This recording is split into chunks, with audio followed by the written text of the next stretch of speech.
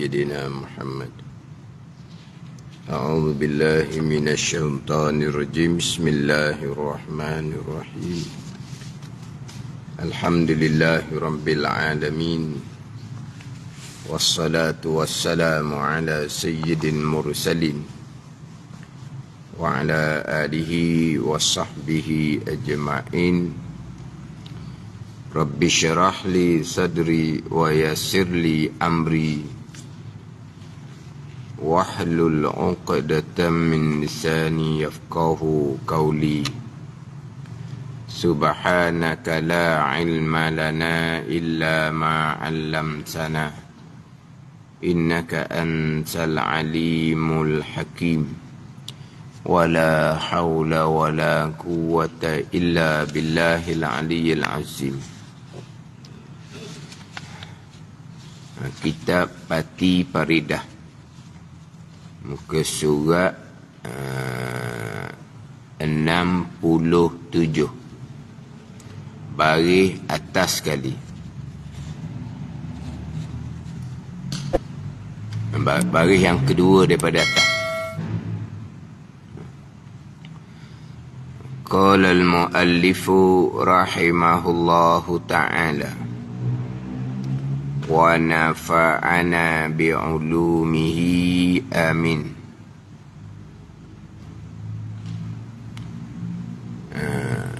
Ditulis macam mana tu Nazri? Dan saya tak jelas. Dan apa-apa. Dan apa-apa. Dan apa-apa doa.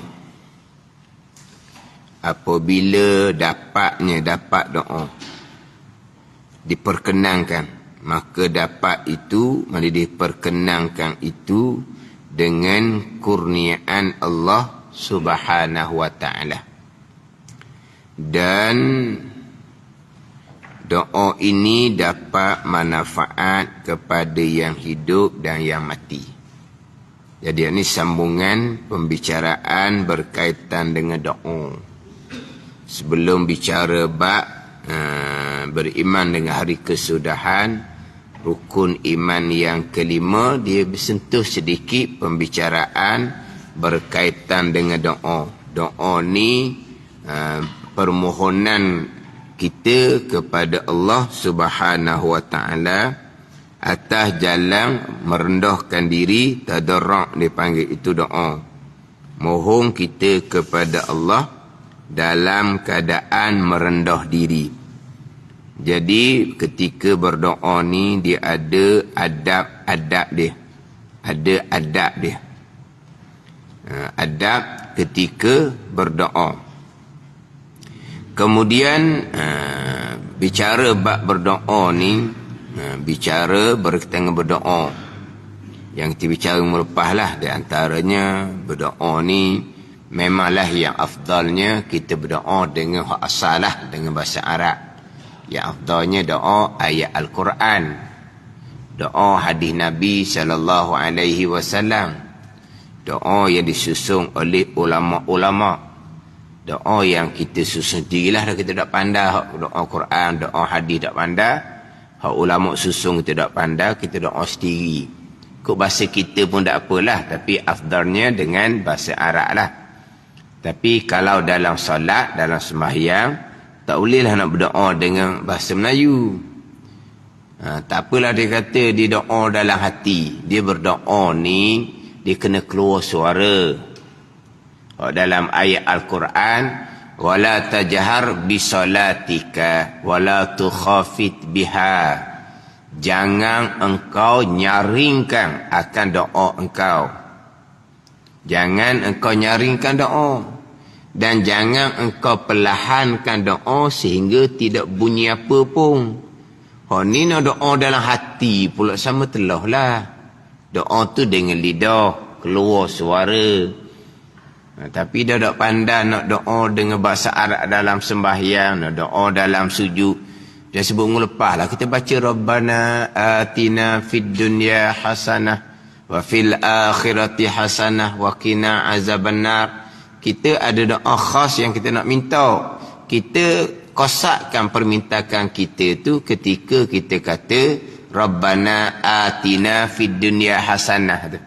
Kita minta kebaikan atas dunia, kita kosak di hati kita apa yang kita nak minta tu lah benda dunia tu.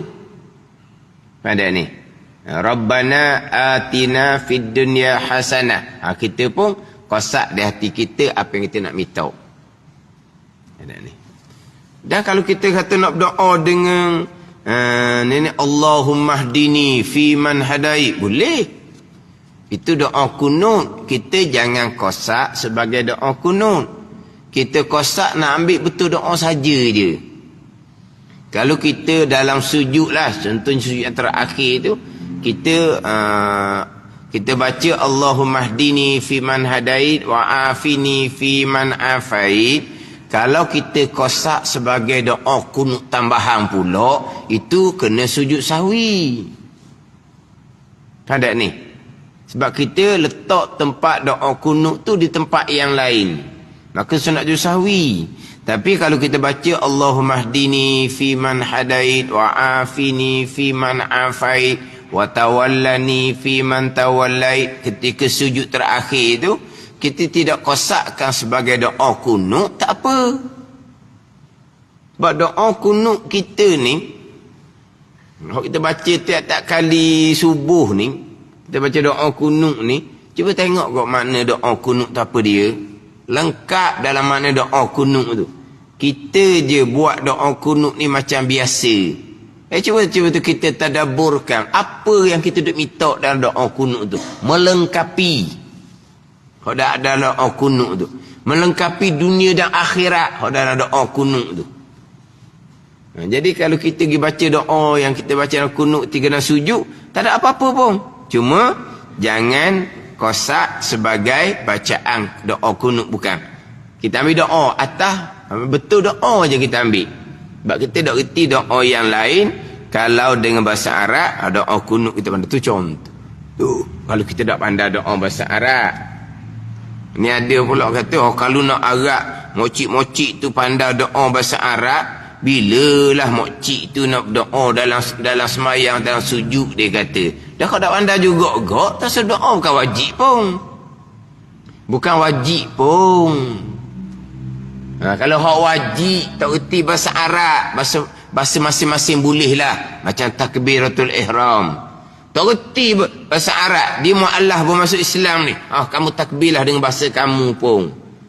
Sebab apa siapa kena tukar dengan takbir bahasa lain, bahasa dia bukan bahasa Arab. Tu rukun. Tu tak boleh tak baca, kena baca. Dah dia baru masuk Islam, nak sebut Allahu Akbar, tak boleh-boleh dianya. Tak apalah, kamu gunakan bahasa kamu. Sebab itu rukun. Adapun kalau doa ni tak pandai bahasa Arab, dah sudahlah tak pandai agak dia sudah doa dengan bahasa Melayu. Dia kata tak batas sebenarnya doa bahasa Melayu, sebab Allah Ta'ala mengetahui makna dia. Tuhan tahu belaka, orang tahu tu. Tapi tak boleh lah nak dalam semayang, dia kena bahasa Arab. Luar semayang tak apalah nak doa bahasa Melayu pun, tapi tetap afdal dengan bahasa Arab. Kemudian hak bab kain doa ni, hak tahu cerita-cerita adat-adat Tuhan minggu lepas tu. Dan apa-apa doa, apabila dapatnya, diperkenankan doa ni, dapat doa ni, maka dapat itu dengan kurniaan daripada Allah.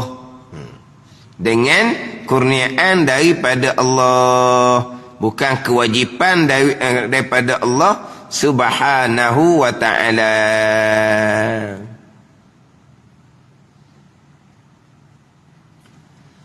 Kalau dalam Faridatul Faraid, ayat dia lain tu. Ayat dia dan kitab Faridatul Faraid. Ni saya bawa kitab Faridatul Faraid. Dan kitab Faridatul Faraid, dan bermula doa itu menuntuti. Menuntuti ni mintalah. Hari tu kau dah minta. Menuntuti akan suatu, menuntuti daripada Allah Ta'ala atas jalan merendahkan diri itu, memberi bekas dengan perbuatan Allah Subhanahu wa ta'ala. Maka memberi manfaat ia doa akan segala yang hidup, sama ada diri orang yang berdoa atau orang yang lain, dan akan segala yang mati, jika berdoa ia bagi mereka itu. Memberi manfaat dan memberi mudarat akan mereka itu jika berdoa atas mereka itu. Ni dalam kitab Faridah ni panjang lagi ni. Kita ambil nanti dalam kitab Faridah ni. Atas jalan menuju itu memberi bekas dengan perbuatan Allah. Doa tu memberi bekas dengan perbuatan Allah Subhanahu wa ta'ala. Doa memberi bekas, tapi dengan perbuatan Allah. Kalau doa bekas dengan perbuatan Allah, dapat manfaat daripada doa, kena mudarat bila didoakan di ke atas. Yang beri bekasnya Allah Ta'ala, perbuatan Allah. Jadi beri bekas ni perbuatan Allah juga, tapi zahirnya selepas daripada berdoa. Sebab dia kata dalam kitab Faridah ni, memberi bekas, doa tu memberi bekas. Sama ada manfaat apabila didoakan baginya, ataupun pada memberi mudarat bila didoakan ke atasnya. Sebab doa ni ada dua ni. Doa bagi, doa atas. Doa bagi, doa atas. Ni kita kena faham juga ni. Bagi dengan atas ni. Doa bagi ni doa bermanfaat. Doa atas ni ala lil madarrah, untuk memberi mudarat. Kita perasan dah bacaan wirid kita tu. Laha ma kasabat wa alaiha ma katasabat. Laha bagi seseorang, wa alaiha atas seseorang. Apa beza? Laha bagi, laha ay li nafsin. La yukallifullahu nafsan illa wus'aha. Laha baginya, bagi nafsin tu lah, bagi diri seseorang tu. Wa alaiha dan atasnya, bagi lam lil manfaah, wa alaiha ala lil madarrah dipanggil. Bagi manfaat, laha ma kasabat, balasan kebaikan bagi seseorang atas perkara baik yang diusahakannya. Wa alaiha maktasabat, dan balasan buruk bagi seseorang atas kejahatan yang diusahakannya. Tu dia bagi dengan atas. Sebab tu doa ada dua ni. Dan Faridah lah, dalam Patibadah tak ada ni. Doa dalam Faridah ni, dapat saya ambil dalam Faridah ni. Maka memberi manfaat ia doa akan segala yang hidup, sama ada diri orang yang berdoa atau orang lainnya. Dan akan yang mati pun dapat manfaat jika berdoa ia seorang bagi mereka itu. Bagi, doa manfaat lah, doa kebaikan. Dan memberi mudarat. Doa ni jangan, dia boleh beri mudarat ni. Pandai ni. Tambahan pula doa daripada orang yang dizolimi tu, yang tak ada hijab antara yang berdoa dengan Allah Ta'ala tu. Walaupun yang dizolimi tu orang kafir sekalipun, tidak ada hijab, maka dia pun berdoa. Doa mana? Doa mudarat. Dan memberi mudarat akan mereka itu, akan orang yang hidup ni, jika berdoa atas. Doa atas, doa keburukan lah. Dia dizolimi, ya Allah, engkau balahlah atas perbuatan zolim dia tu, dengan balasan yang setimpal. Dia doa gitu. Pada ni, dia doa ni kena jaga pula. Doa Allah Ta'ala balas yang sepadang. Jangan kita tetapkan, ya Allah, biar bucik perut dia, Allah. Tu kita yang minta hak ni hak mudarat kan. Tu salah kita pula. Orang buat zalim, Doa, ya Allah, engkau balaslah ke atas kejahatan yang dia lakukan, yang sepadan dengan apa yang dia lakukan. Mana terserah kepada Allah Ta'ala. Biar Allah Ta'ala balas kejahatan yang setimpal. Jangan kita pula, ya Allah, dia tipu saya, Allah, habis 1,000. Engkau biar jadi bucik perut, biar mati. 1,000 dengan bucik perut, dengan mati tu tak padang gitu. Kena tipu 1,000 je. Dia bangun malam, dia berdoa, biar panduk bucik perut ni. Buncik tu lah. Buncik perut, kembung perut ke hospital kata tak ada apa pun. Mati dianya. Ni doa apa? Dia panggil apa? Doa anak panah malam dia panggil. Ni. Doa tengah malam, orang yang dizalimi, yang dipanggil anak panah malam, diperkenankan oleh Allah, tak ada obat. Itu tak ada obat. Tapi setimpal ke dok? Setakat 1,000, doa mudarat sampai kawan tu mati. Tu dah setimpal tu. Lepas tu macam mana? Serah kepada Allah. Pandai ni. Ni doa atas dia panggil.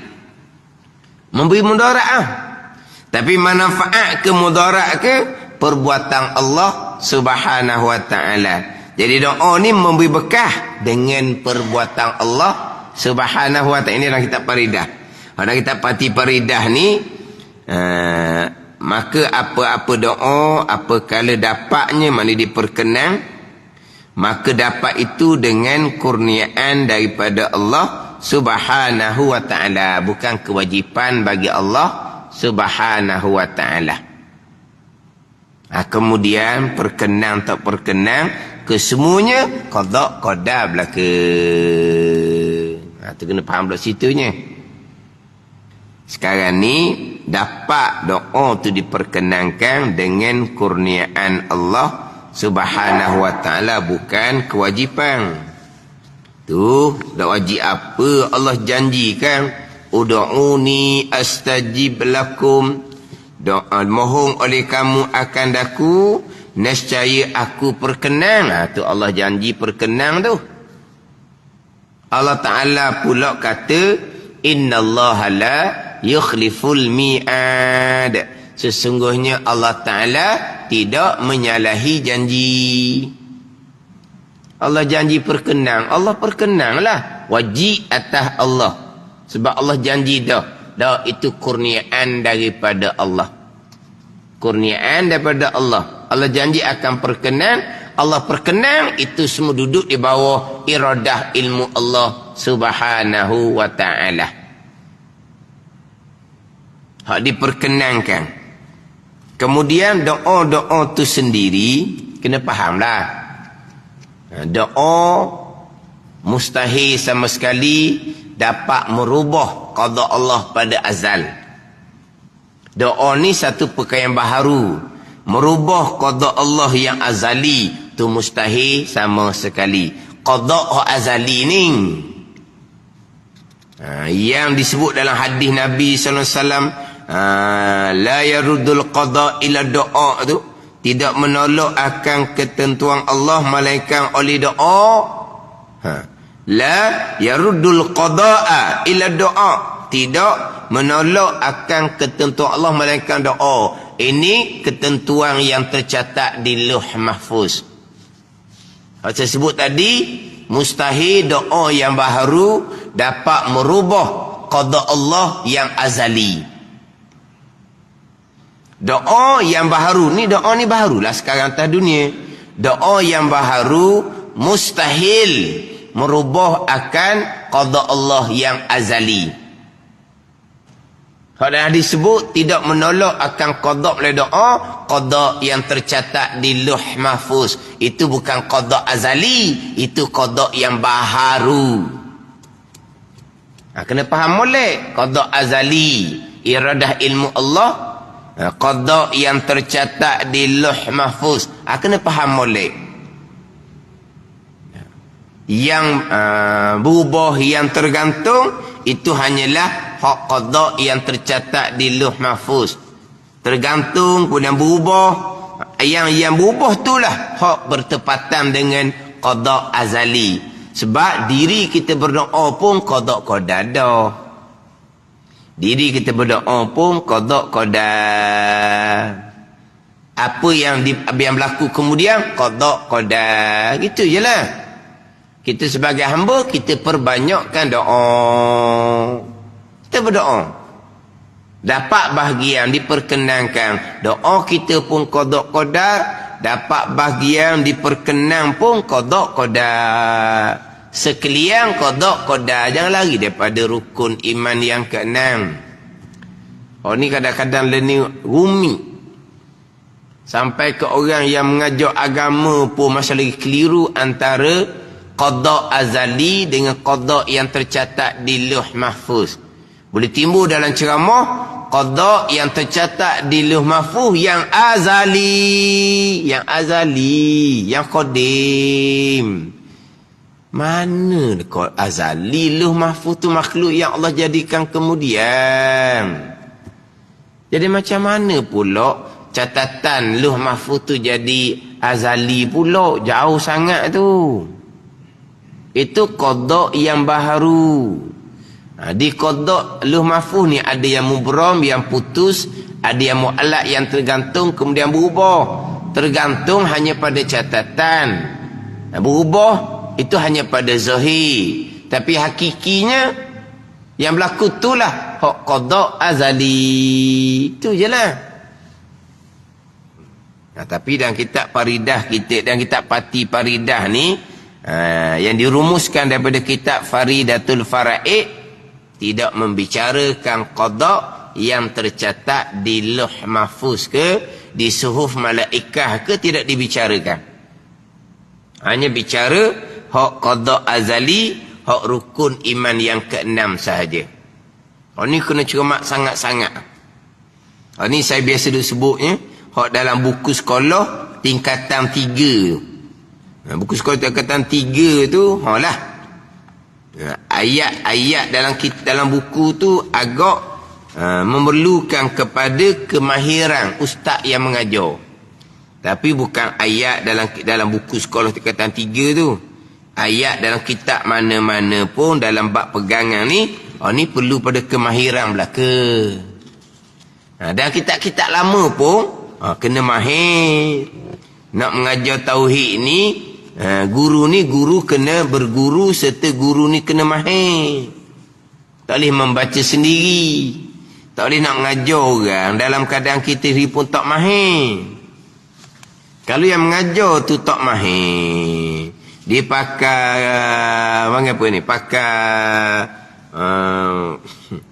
pakai baca bebek kurang pun dia pun tak mahir. Yang mengajar pun haram, yang tukang tadah telinga belajar pun haram. Ini ilmu tauhid. Kena mahir sungguh-sungguh.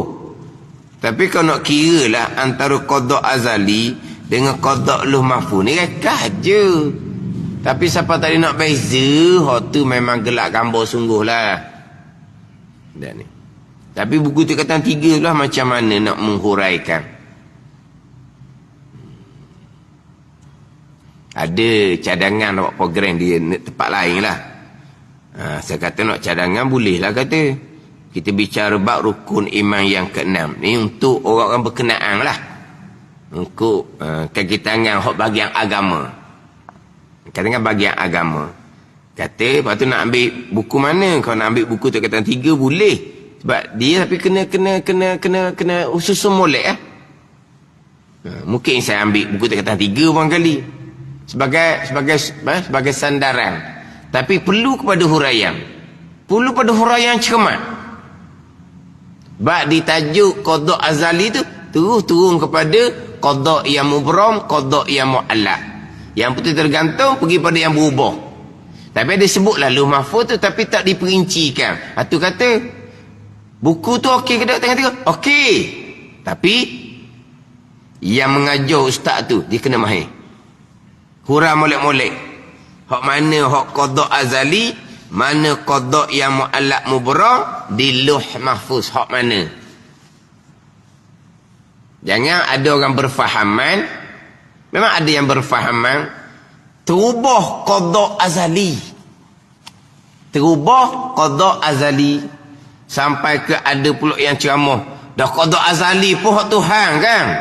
Tuhan nak ubah, dia ubah barang milik dia.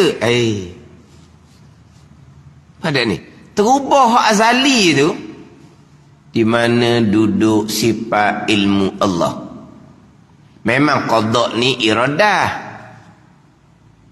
Qada ni iradah. Tapi iradah muafaqah dengan ilmu. Kalau qada azali berubah, di mana kau letak ilmu Allah? Ilmu Allah duduk mana? Sekali kehendak begini, kemudian tukar kehendak yang lain. Ilmu Allah macam mana? Bak qada ni iradah muafaqah dengan ilmu. Dia kena letak di ilmu. Kena letak molek di ilmu. Oh, barang milik Allah. Allah nak ubah, Allah ubah barang milik dia. Siapa nak mempersoalkan? Tapi macam mana dengan iradah ilmu? Ilmu macam mana? Ilmu Allah macam mana? Kemudian nak berubah dengan apa? Dengan doa. Doa tu qada. Berubah dengan apa? Dengan amal kebajikan, dengan hubung silaturrahim. Amal kebajikan ke, hubung silaturrahim ke, qada belaka. Pandai ni. Tapi memang adalah berfahaman seumpama tu. Yang terubah hak qada azali, bukan qada luh mahfuz. Dan mereka tadi nak beza antara qada azali dengan qada luh mahfuz. Jadi doa ni dapat diperkenankan. Doa ni dapat manfaat, dapat mudarat. Itu semua datang daripada qada dan qadar Allah Subhanahu wa ta'ala. Bukan terubah hak azali. Hak azali mubrang putus belaka dah iradah ilmu Allah Subhanahu wa ta'ala. Sebab itulah pelagi pada azali, kalau bicara kata berubah, kalau tanya pada guru-guru yang mahir, dia pun pelik. Dia pun pelik lah. Waktu tu guna pelik. Berubah-berubah ke jalan mana? Kan Tuhan kehendak belaka dah kan? Tuhan kehendak muafakah dengan ilmu kan? Kalau berubah ni, mana apa ni? Pelik sangat. Mana apa? Jauh sangat, terang sangat salah. Jauh, terang sangat salah. Hak azali ya. Hak qada azali ya. Iradah ilmu berubah. Kok jalan mana nak berubah? Kok jalan berdoa? Doa tu bukan hak Tuhan. Ke doa ni Allah tidak mengqadakkan. Allah tiba-tiba dia berdoa. Cukup syarat pula. Allah tidak kehendak, Allah tak tahu pun. Tiba-tiba pandai-pandai dia berdoa. Dan Allah janji Allah perkenan. Tu balik awal lah. Tak ada benda lah jawapan dia. Berdoa kita sebagai hamba. Dan kita berdoa, kita mengharap Allah perkenan. Tapi hakikatnya semuanya perbuatan Allah Subhanahu wa ta'ala. Itu dalam faridah ni membekah dengan perbuatan Allah. Allah perbuat sebagaimana yang Allah qadakkan pada azal. Allah qadak muafaqah dengan ilmu. Gitu je. Membekah dengan perbuatan Allah, qudrah. Allah perbuat sebagaimana Allah kehendak, iradah. Allah kehendak sebagaimana Allah tahu, ilmu. Itu ngaji sifat 20 kudrah, iradah, ilmu tu. Allah perbuat. Allah bagi manfaat daripada doa dia. Allah bagi mudarat daripada doa dia. Tapi semua tu dengan perbuatan Allah.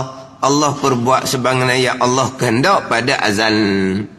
Dan doa ini dapat manfaat kepada yang hidup dan yang mati. Yang hidup dapat manfaat, yang mati pun dapat manfaat. Sebab itulah kita solat jenazah, takbir yang ketiga, wajib kena baca doa. Sebab apa? Memberi manfaat. Berdoa kepada yang sudah mati itu memberi manfaat. Ada ni. Ini bab berdoa. Bab berdoa, ulama tidak berbeza pandangan. Yang mati dapat manfaat. Beramal je. Beramal. Kalau amal tu amal daripada anak cucu, ulama tidak berbeza pandangan. Si mati akan dapat manfaat. Doa, ulama tidak berbeza pandangan. Doa akan dapat manfaat kepada sudah mati. Contohnya, tengok. Hak Nabi berdoa lah kepada sahabat yang telah mati. Hak doa dalam semai jenazah pun ada doa lah di situnya. Kalau tak ada manfaat, kita nak baca apa lagi? Allahumma fillahu warhamhu wa'afihi wa'fu anhu wa krim nuzulahu. Dah baca doa dah kalau tak ada manfaat. Itu jelas memberi manfaat. Sebab itulah ketika semai jenazah wajib kita berdoa. Jadi doa ni manfaat pada yang mati, ulama tidak berbeza pandangan. Yang berbeza pandangan amalan orang hidup ni. Nak hadiah pada orang mati dapat manfaat ke tidak? Amalan orang hidup ni kalau anak cucu, itu tak ada khilaf ulama orang lain. Yang buat amal ibadah, bertahlil contohnya, kemudian hadiah pahala kepada yang sudah mati. Siapa ke tak siapa. Itu ulama berbeza pandangan.